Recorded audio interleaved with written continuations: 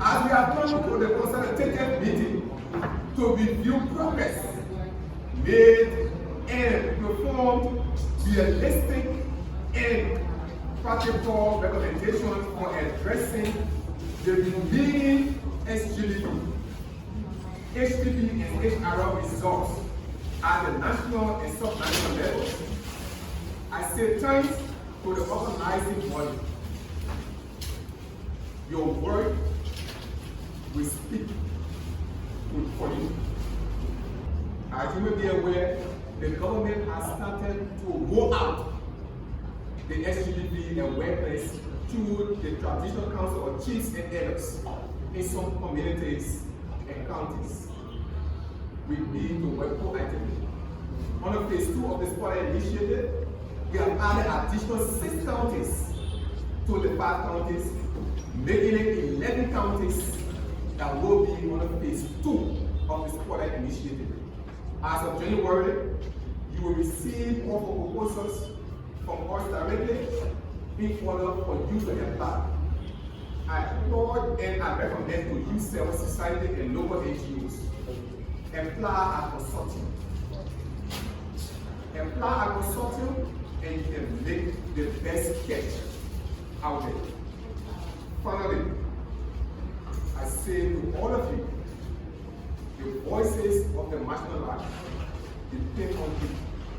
And to you, civil society actors, thank you for working along with the county coordinators of the GDP and all general ministry coordinators. Thank you for accepting the work along with us. We will work and be sure that Liberia become second to none in our fight to end gender-based violence in Liberia. Thank you.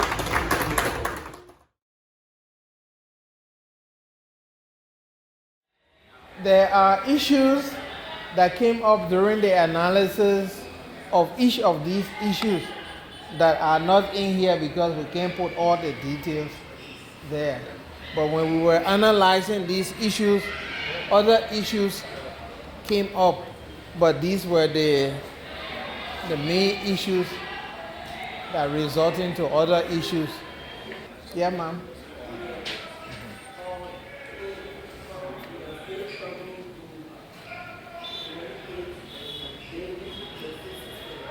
The justice system, the weak justice system.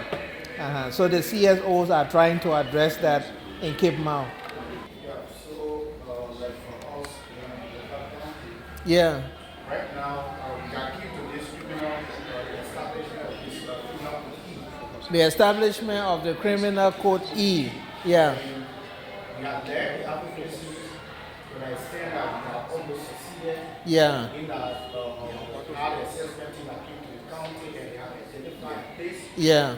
In the second code, we are not part of the second code that they are currently working on. Okay. And our CSOs, what basically we are doing also intent is to educate community people on Yeah. criminal code and what you know essence is everything. Okay.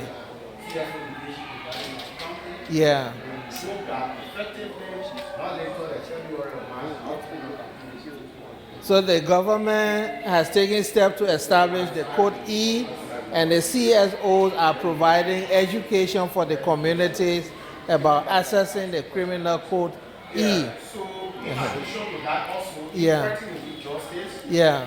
currently in LOFA, in fact, they have become an issue. What? Our advocacy is, Yeah. the Catholic has overstayed. Yeah. Imagine a man being in that country for over 10 years, in fact 30 years. Yeah. So you Yeah. can show that. Okay. When we are advocating that since he last is that we don't work, Yeah. relocated. Yeah. Then he sent to different countries, Okay. So that's the issue of the weak justice system. Yeah. Okay. So we are saying that country should be relocated. Yeah. To a lot of countries because it's there. And he's counted them from local, he feels so relaxed. Okay, that's So an. today, like, sometimes we go on the radio. Yeah. Until we come back on air. Yeah. We also counteract our claim. And we are saying that really is tired because we have a lot of cases. Thank you. So a new emerging issue is the relocation of the county attorney. Yeah. Mm-hmm. Yeah. Yeah. Yeah. Mm-hmm. Yeah. Yeah. Okay. Yeah.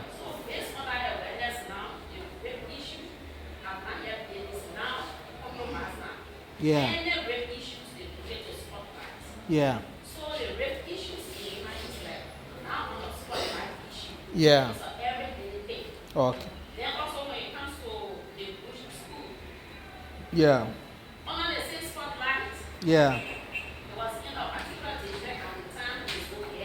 Yeah. Yeah. Yeah. Yeah. Yeah. Okay. Yeah. Yeah. Yeah. Yeah.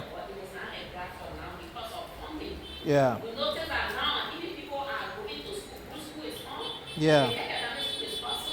Yeah. Yeah. Yeah. Yeah. So I didn't get that point clear. The compromising of rape cases. Are you saying it is on the increase or it was on the increase, but it is going down? Okay, so the CSOs in Nimba are working on this whole rape issue and then trying to get people educated not to compromise the rape cases. And the problem now is that the Yeah. rape cases now, Yeah. it is now, is the awareness now make it to one of decreased level. Yeah. So now everywhere we're Yeah. getting caught. Yeah. They rape the person so, we can't rape the place so, things Yeah. like that.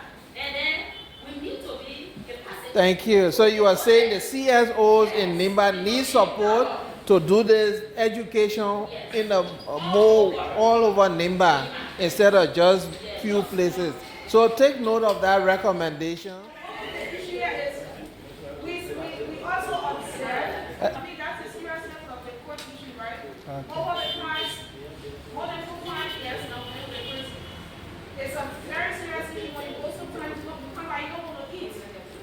Yes, there's an issue of a lady, I'm not saying international, so the records of that were able to present a report. A lady who was brought outside because she had stayed in the prison, and the place is so dark. So sometimes they bring them out to get sun ray. By the time she got out, she got blind. Instantly she got blind, she opened her eyes to the sun. So we all know that sun gives vitamin D, the one that shines on you in the morning to pull up is vitamin D. From 12 to the rest are cancer. You know, but sunlight is very good for the texture of the skin. And that woman got blind instantly. Her rights was violated. What happened? Why was she sent to prison? Because she was living in a household where somebody didn't like her. They said because she was poor, so she was a witch. Is that how we run the judgment? So a CSO advocacy should go beyond. And we need to engage CBOs because these people come from community. And there are community-based organizations that are structured to empower community leadership and to help work with community dwellers so that they understand what their rights are. So our advocacy is not just swinging it, it goes beyond. Yeah. And like you said, LOFA is not Liberia, Montserrado is not Liberia covers 50 counties. And if the items of justice, if the items of civil society organization will work efficiently, effectively, it means that we need to collaborate and coordinate. Let the networking teams be very strong so that our people that are just behind bars with their rights being violated, anyhow, will not experience what we are experiencing. So thank you very much. We want compasses of the chairman of the Montserrado County SGBV Secretariat, the SG, and the coordinator of gender, along with our sister, Raw Women for Grand Gedeh. Thank you very much. So our presentation, the first recommendation we targeted was the government supporting its systems to show sufficient evidence of rape. So we said GOR Pro partners were able to provide 2 DNA machines so as to authenticate the evidence that when someone is raped and then they go to JFK, they're going to do the test. Obviously, the results will be coming in. So if you look at our recommendations here, you see that we said GAL and partners have provided 2 DNA machines in collaborating with the issues of rape. We have what the government have done against the recommendation, and in line what the CSO, the civil society, have done against the recommendation. So for number 1, we said government is providing support, to SGBV survivor. And then we said the CSO is providing civil management and also creating awareness. Because many people, sometimes when these things happen, they will tell you, well, no need to go to carry a case because I don't even know what to do. So the civil society is creating awareness that, hey, when these things happen, there is somewhere to go. There are several ministries that are responsible when it comes to SGBV issues. We got Ministry of Justice, we got Ministry of Gender, even Internal Affairs is part, and Ministry of Youth is also a part. So we look at government holistically.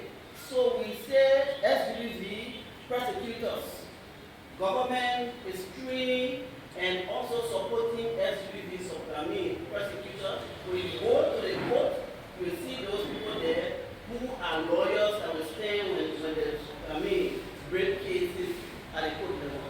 And then we talk about coordination. If you go to the next one, you will know that government is responsible for coordination. CSO will do their part, but government must force CSO together so that our coordination will be done. The linkage and those who are responsible to be on the field will give their reports, and those who are responsible to make sure that the writing is done will also be there to give their reports. So the coordination meeting, government is responsible for it. At the same time, CSO will do training and at community level, and volunteers will be moving along the way.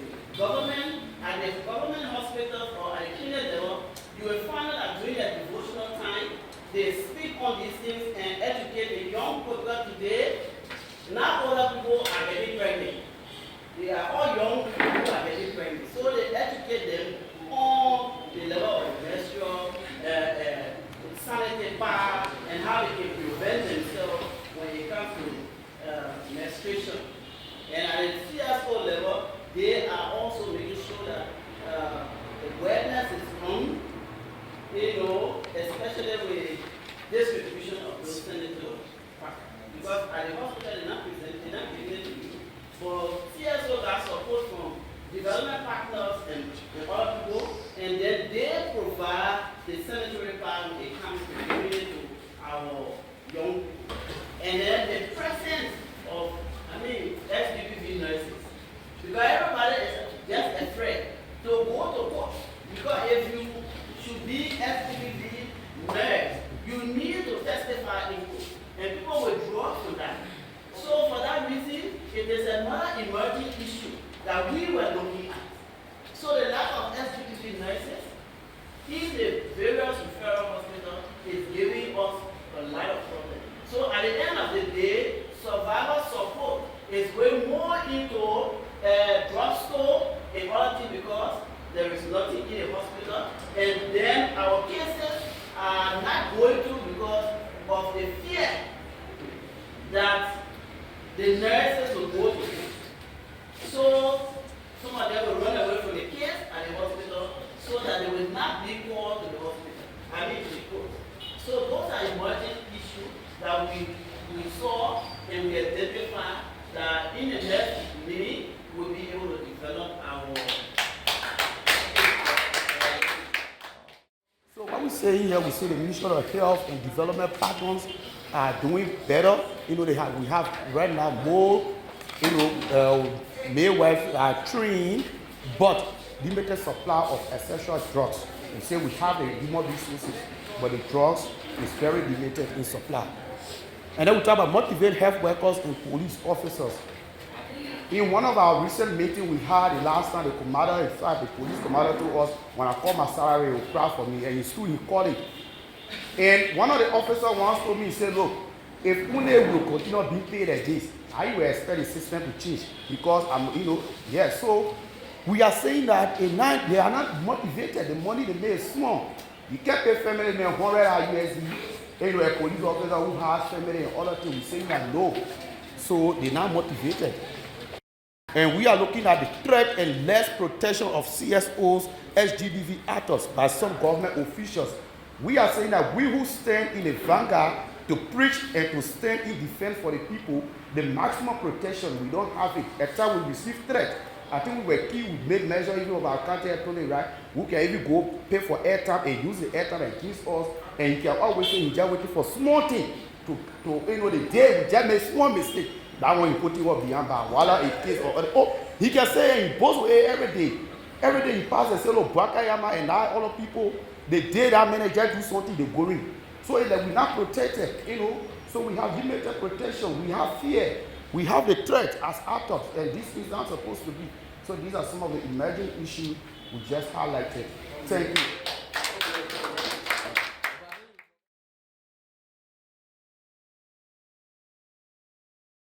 So we have come today so that you can meet and discuss. I think you are the best person to tell them what the ministry have been doing, and whatever they have as an issue, I think can be better discussed here at this forum. So, not to waste your time, I'm pleased to present to you, Madam Minister, the documents given you for discussion. Thank you. Thank you. Madam Minister, on behalf of civil society organization of the Fast Forward County, I'm pleased to present to you key issues identified by them and recommendation that they have forwarded to the government so that together we can fight all forms of violence against women and girls in Liberia. Thank you so much. Thank you.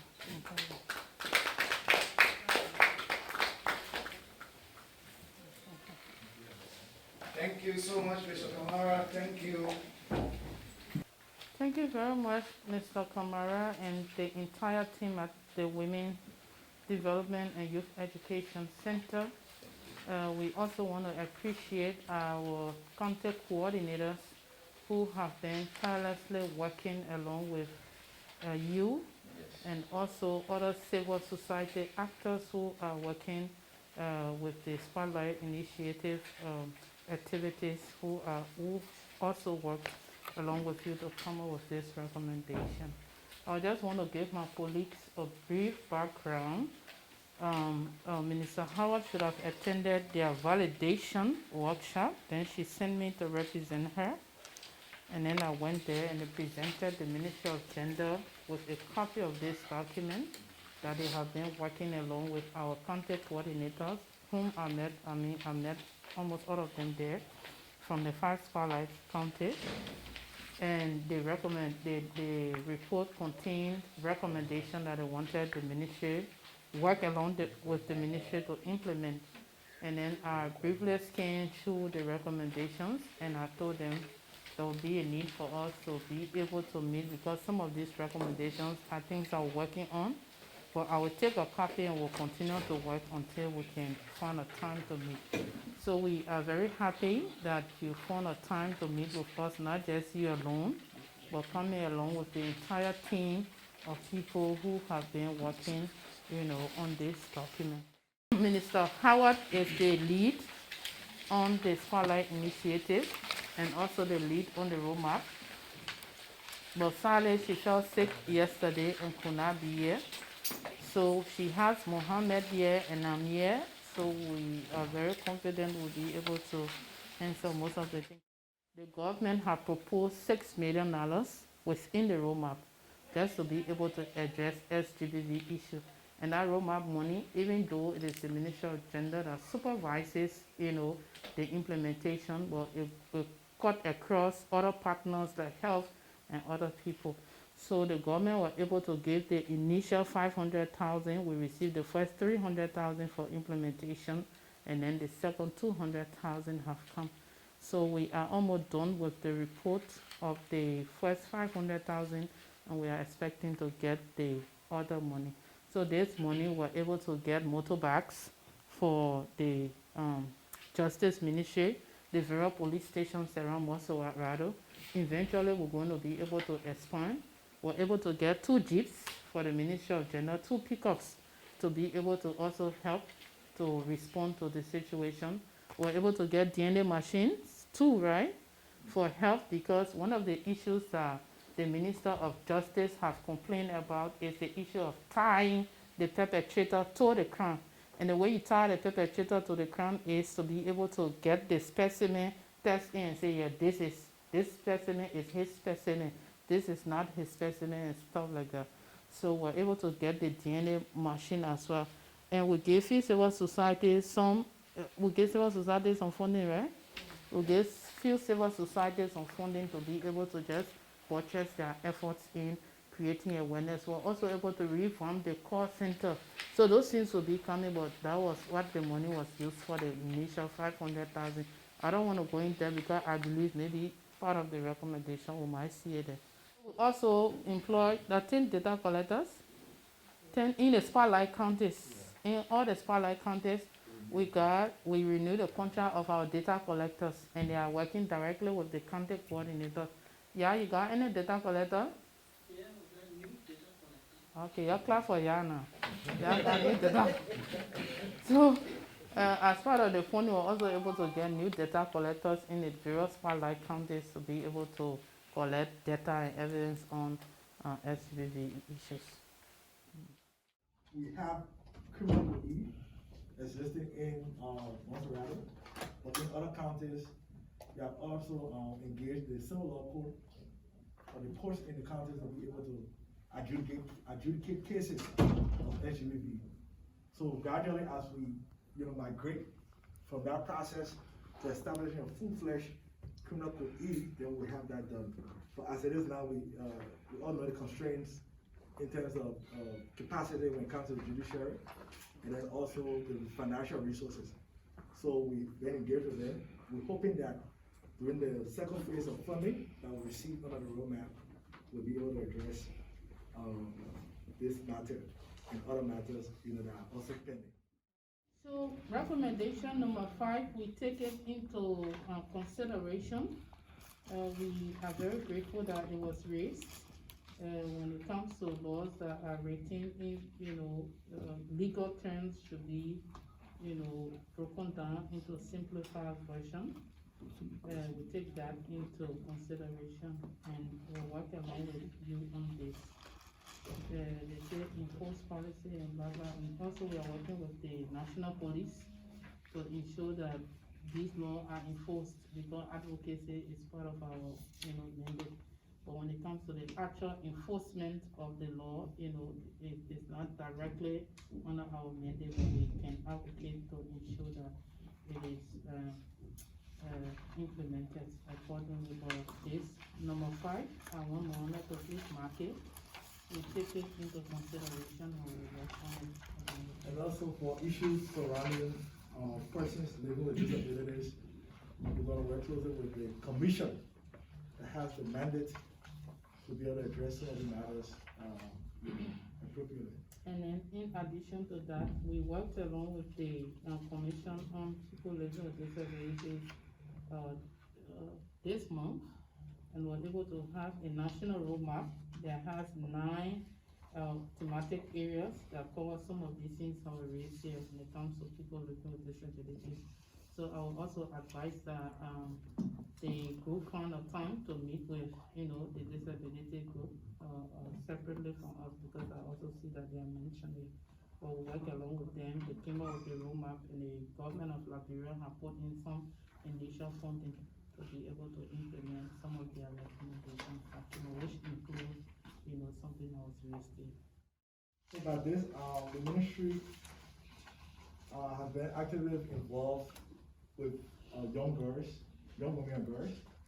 So annually we host a conference called the National Young Women and Girls Conference. The essence of doing that is to create a platform where young women and girls will be able to sit and discuss some of the issues they face with, including the participation in political processes and in decision-making processes. So that also helps them to be able to refine them and link them to mentors, so that they can be able to grow professionally. Additionally, the ministry in August of this year, with support from young women and other partners, held a mock parliament session. So that was held regionally due to the COVID restriction. The essence of doing that was to actually have an engagement with grassroots women and young girls to give them exposure when it comes to political processes and decision-making processes. So the intent of that was to also present to them the new election law that needs to be ratified, or that has an amendment that needs to be ratified. So in that, we look at the gender quota. What we talk about, the 50%, gender quota, wherein we're looking at having, for instance, the political parties submitting the list to NEC to have both genders equally. So we've noticed that for people to get involved into these processes, it begins from a level.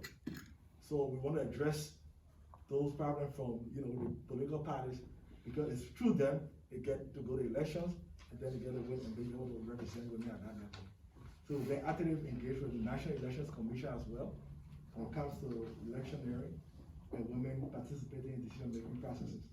We've also been able to develop what we call the gender equality profile. So that is geared towards presenting the situations of women and men in Liberia. So that document has been completed and will be launched hopefully in the early part of next year. So that document can be used to look at the challenges that both women and men face in the different sectors, and it also can be used as a means of helping to develop your policies and interventions geared towards the support towards women and men. And then we have also been working with traditional leaders and religious leaders. Recently, we had a workshop for all religious leaders in the country, where we trained them on SGBV, referral, how to report, and stuff like that. It was a 2 days, a workshop that they were trained on. And then for the traditional leaders, when we just took over, we consulted with them widely, and we declared harmful traditional practice, especially FGM was declared, the president had like the moratorium on it, with executive order for a year. And then Minister Howard has been working to extend for this year. No minister said she was at the place they're signing a document, the regulation, right? So there is a lot that we've done with traditional leaders. So basically, the ministry has been actively involved with our government counterparts and civil society organizations when it comes to direct engagement with the community through traditional means or whatever structure that exists in those communities. So from the traditional point of view, we've been working closely with the National Council of Chiefs and Elders of Liberia, which we all know as the Traditional Council. We also provided funding under the roadmap for them to be able to engage the chiefs and elders in various communities and heighten their awareness when it comes to SGBV matters and mostly security of women, girls, and children. So as part of our engagement 2 years ago, we were somehow successful. There was a moratorium placed on the bush schools, as we all know. So the 1 year ban has elapsed, and then we've been concerned about addressing this issue. But on the other back end, we've been actively engaging, because we feel that as a government, it's going to be a process, because people believe that NGM matters, and some of these traditional issues that goes around, they see as customs and their beliefs. So to do that, we have to continually engage the relevant people who are involved. That's the traditional leader. So we were also successful 2-3 weeks ago through our engagement, and we're able to sign a regulation, concerning that. So basically, the regulation covers on the existence of the poor and the silent society. That means when they should open and when they should be able to close, to be able to give access to those who want to willingly, join one, and to also create a space where women can get to feel comfortable going to school without any harassment or so in a traditional setting. So we are making progress when it comes to that. And then also the traditional leaders themselves, right? They have been engaging, and most of them have also declared themselves as he for she. Years past, we have not usually seen this before. So we have seen there's a gradual change taking place. And we are setting that, definitely. Yeah, so basically for the ministry end, our concern has been the protection and empowerment of women and girls. So the Ministry of Health has a mandate to be able to establish the one-stop center because it has health implications. So we've been working closely with them to make sure that happens. So as it is, we have several one-stop centers that are functional, but at the same time, there are some counties who that do not have the one-stop center. So the roadmap tends to address that. So as I stated earlier, some funding has been given. So under the funding that was given to the Ministry of Health, there was an intent to at least establish one or two based on the funding they received. So we expect that has happened with the report, upon which time, the ministry is going to publicize the report, and then that will be visible for all to look at. So in addition, government effort is buttressed by our development partners.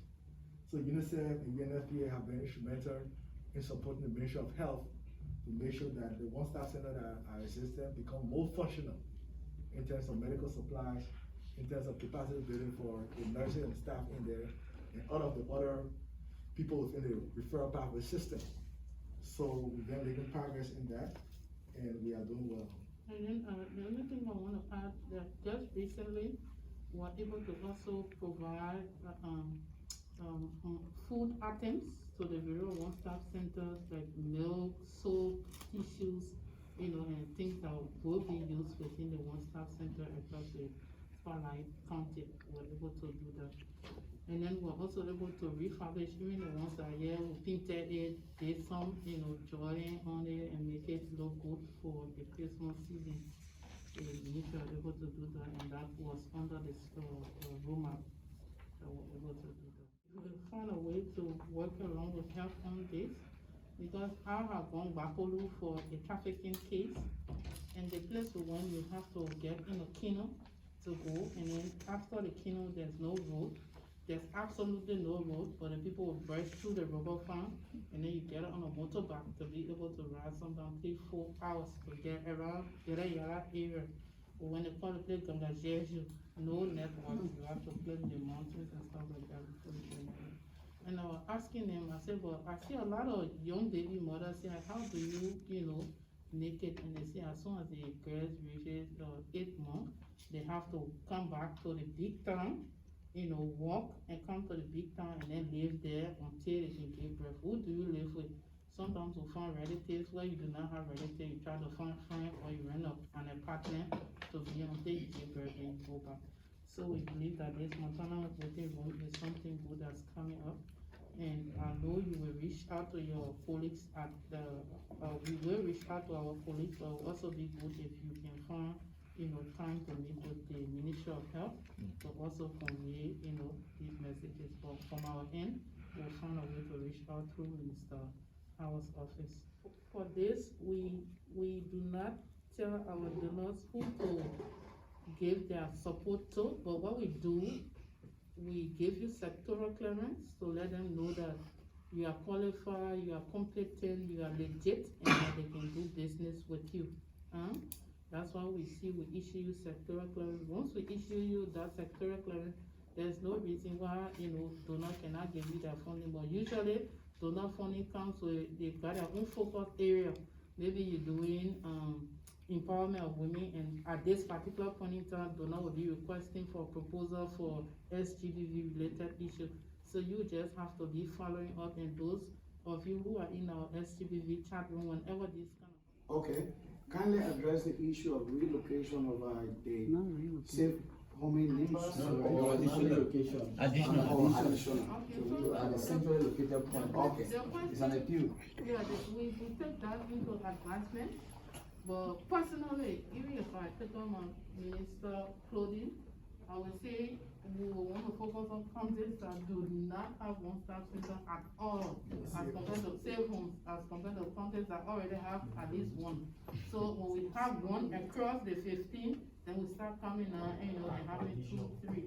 But again, as I said, we'll take that into advancement. And at the same time, government effort has been buttressed by you all as civil society actors. So we also have civil society organizations that run safe homes, right? The sectorial clearance to be able to run. They also get seek funding from donors to be able to establish safe homes. So at the same time, they're supporting the effort. Threats directed at CSOs/SGBV actors by some government officials. So this is very alarming, and we have government officials, and I think some, it could be us or it could be officials that we know, and as a government, this is a direct, complaint coming from civil society. It has to be addressed, and we want you to go in detail with this. What have you seen, what's going on, and who are some of these government officials that have directed threat at civil society and SGBV actors. Okay, so this means we are actually working hand in hand. And like we will always say, and my brother Alexander said, we are not, against each other.